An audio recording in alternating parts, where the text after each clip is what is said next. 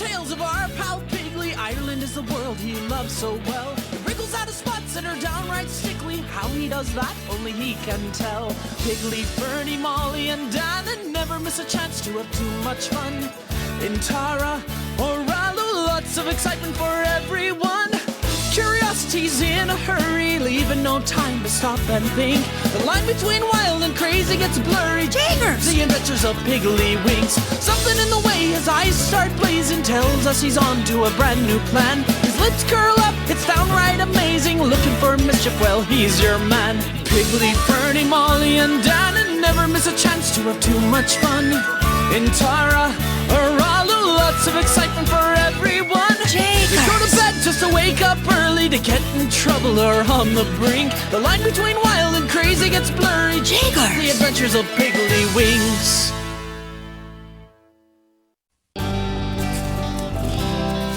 Bye, Miss Cat. Thanks for the ride.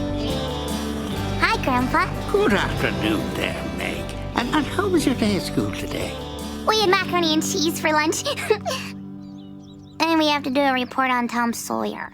Tom Sawyer? Jacobs, what a grand story that is. Really? Oh, that Tom is a real rascal. Why, he's the one who taught me how much fun it is to weed the garden. Really? It's fun to pull weeds? Sure, why do you think I do it so often? Can I try it? Well, now, I'm not so sure. It's not as easy as it looks, you know. I can do it. Do you think you're up to the challenge there, Meg? Yeah, let me try, please. I'm guessing you haven't finished reading Tom Sawyer yet, have you, Meg? Well, no. You see, old Tom is a master at getting other people to do his work for him. The same way I just got you to do my weeding for me. You mean weeding isn't really fun? Well, it's not as much fun as reading a book anyway.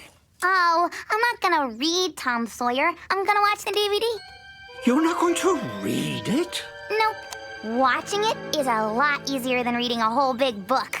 I suppose it is easier. I mean, you can let someone else paint the pictures for you, instead of using your own imagination to create the world in your own unique way. Well, yeah. I used to think that way myself, Maggie. That is, until one day, back in Ireland,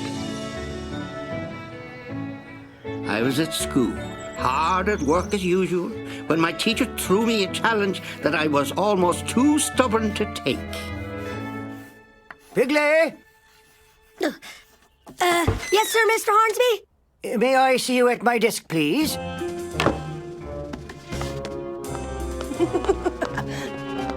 Oh, what have you gone and done this time, Piggley? Oh, good luck to you, Fernando, I'd like to see you as well. Oh, Jenny Mac. You can relax, boys. You're not in trouble. Today. They're not in any trouble, class. I called you boys up here to congratulate you on how well you've been doing in class, especially with your reading. Thank you, Mr. Hornsby. Thank you. I think you're both ready to tackle something a bit more challenging this time. This book is an old favourite of mine. It's called Finn McCoul.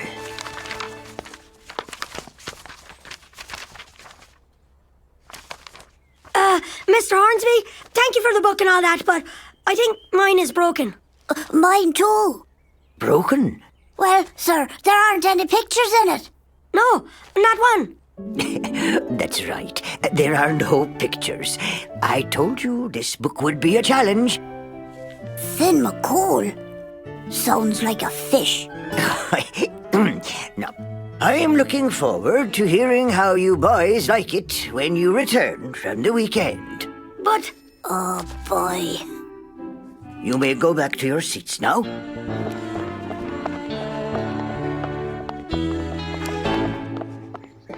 Mr. Hornsby had given us the whole weekend to read the book, so as soon as I got home from school, I figured I had better get down to it. Later.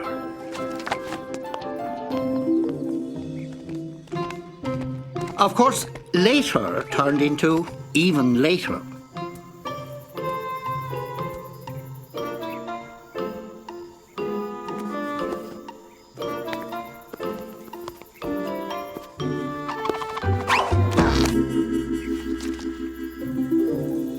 And even later soon turned into even later still.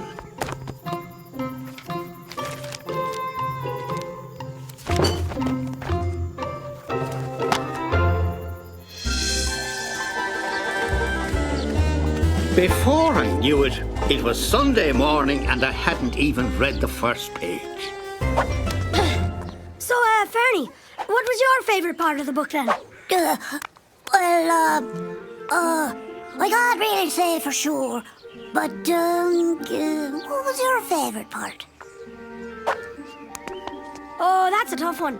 I can't really decide on that. Did you boys like the part where Finn McCoul swims right into the mouth of an octopus? Oh, I almost forgot that part, Dana. Me too. What happened next? Oh, you want to know what happened next? Nothing happened next, because there isn't one single octopus in the entire book. I can't understand how you two can be so afraid of reading a teeny tiny book just because it doesn't have any pictures in it. I'd never believe it if I wasn't hearing it with my very own ears. We're not scared. We're just not sure we're gonna like it. That's all. That's right. Oh, we might not like it. Are you crackers? You're gonna love it. Especially the part where Finn McCoul takes a big... Oh, no you don't. I am not gonna tell you the story. You're just gonna have to read the book yourselves.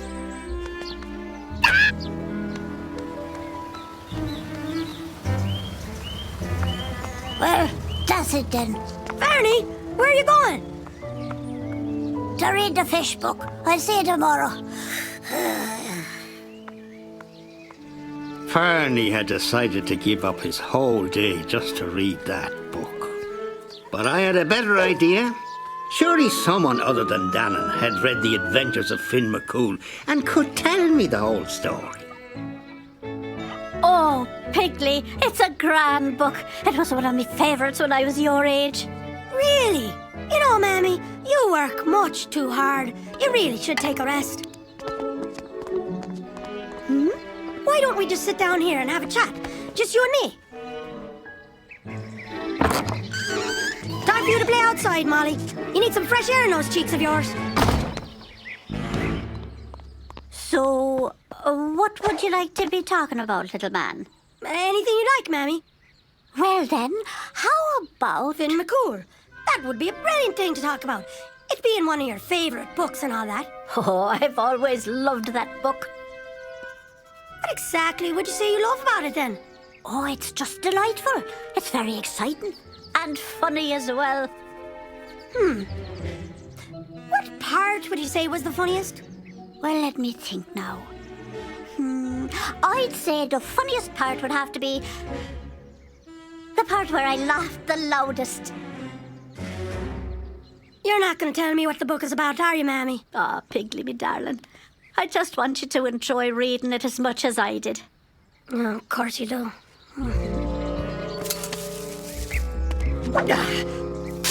Finn McCool? Well, of course I read it 4 times, so I did. Then would you be up to talking about it man to man, like? Well, that would be grand, son, but I've got chores to do. Finnegan has to be fed, the eggs need to be gathered, and the cow needs... I'll help you with all that, Dad.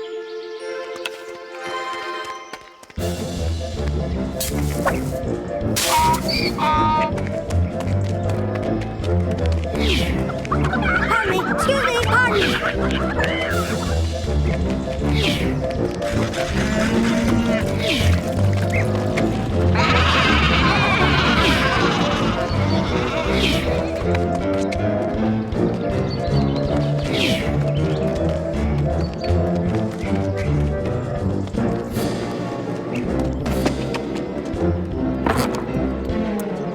Inside with you, Molly. You don't want to get too much sun.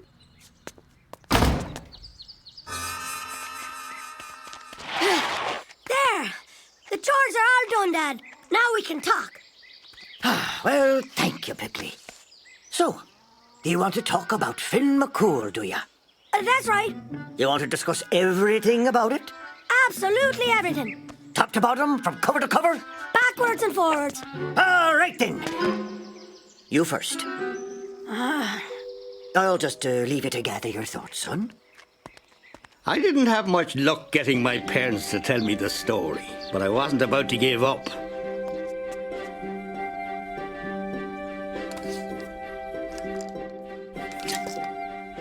So I went travelling all over town looking for someone who would share the tale with me.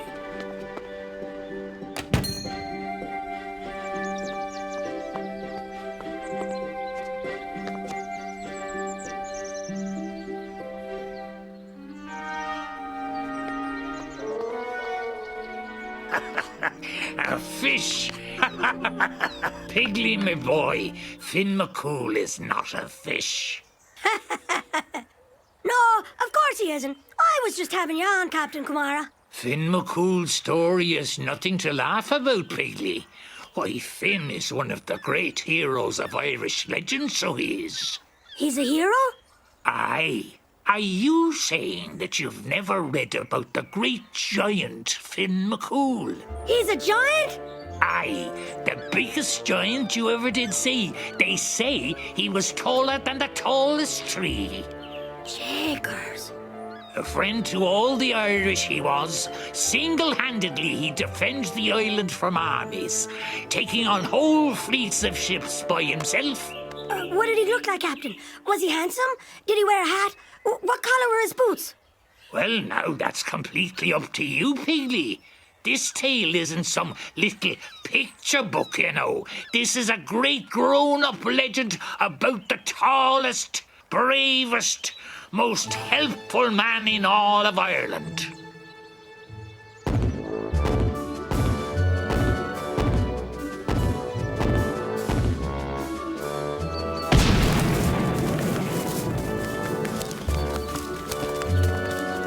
Finn lived happily in a cottage on Knockmany Hill with his lovely wife, Una.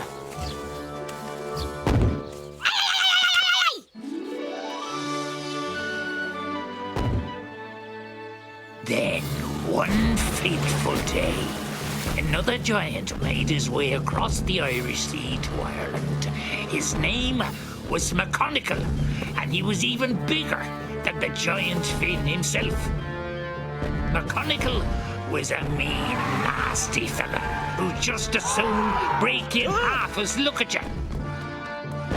But it wasn't enough that he was bigger than Finn. He wanted to prove he was stronger as well. And he wasn't going to be nice about it. Finn McCool, I'm calling you out.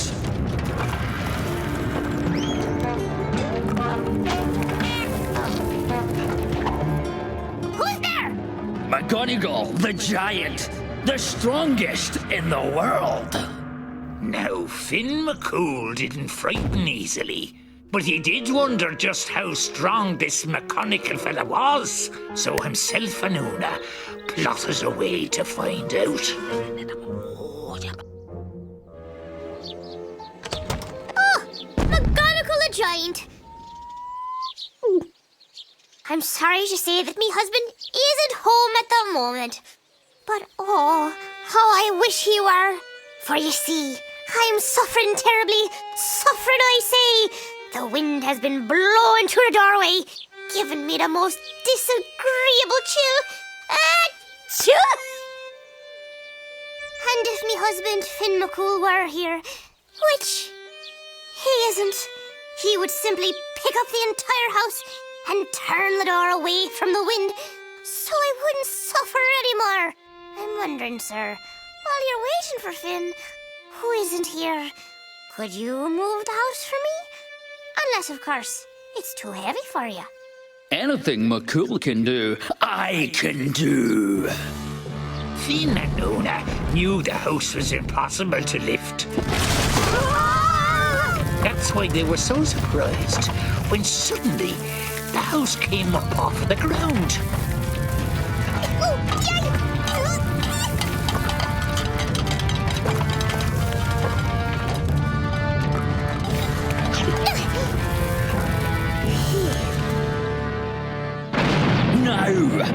wait right here until Finn McCoul returns home.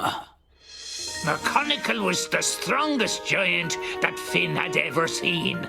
It was clear there was no chance he could beat him in a contest of strength. Shakers! So, what did Finn do, Captain Kumara? What happened next?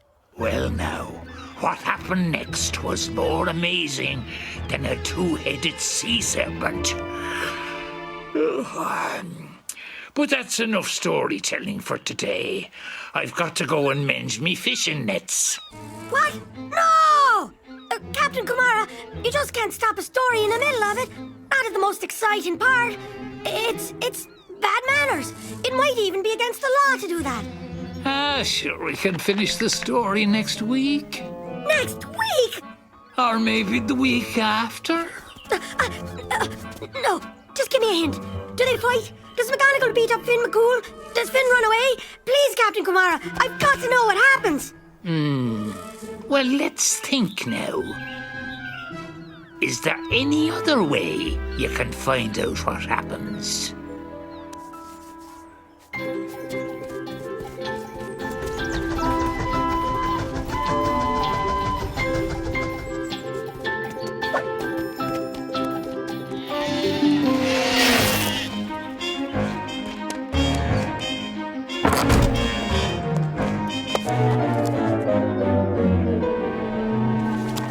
Another giant bigger than Finn. Husband not home, suffering a chill. McGonagall picked up a house. Ah! The giant McGonagall sat down to wait for Finn. Now there was no chance for Finn to escape. Uh-oh, he's a goner. All seemed lost for the Irish giant and his lovely wife. Then Finn and Una had an idea. Well, if you insist on waiting for Finn, who isn't here, you might as well come inside. You can wait with me. And the baby. That's a baby? Of course it is. That's Finn McCool's baby. I want my dada. That's a good one, Finn. McGonagall had never seen such a large baby. But what he would see next was even more surprising. You may be my husband's enemy, but that's no reason to deny your hospitality. Would you care for some bread? What McGonagall didn't know was that inside the bread, Una had hidden an iron pot. Ah! That's the hardest bread I've ever had. I'd break my teeth eating this.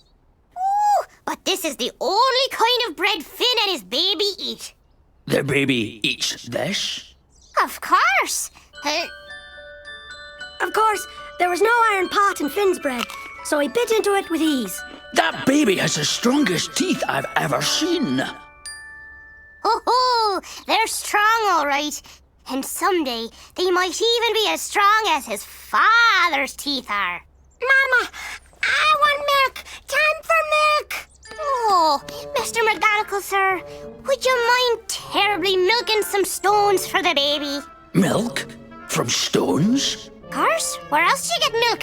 Usually Finn does the milking, but as you know, he's not here. Anything McCool can do, I can do. Now everyone knows it's impossible to get milk out of a stone. But the giant McGonagall kept right on trying. Well, hurry up there if you don't mind. The baby is hungry. Mama, I want me milk. Where's me milk? Put some effort into it, why don't you? What kind of giant are you? You can't even get milk out of a stone. Never mind. I'll have the baby do it himself. A baby getting his own milk. I never thought I'd see the day. But instead of a stone, Una picked up a round of cheese. And while you can never get milk from a stone, you can get milk from a round of cheese if you squeeze it hard enough. Hey! That's the strongest baby I've ever seen. Let's have a closer look at him.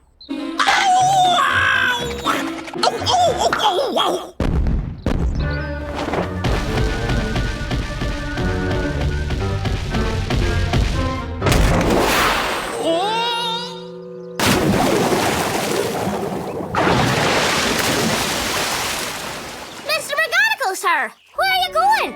I thought you wanted to wait for Finn McCool. Never mind. If that's the baby, I don't want to meet the father.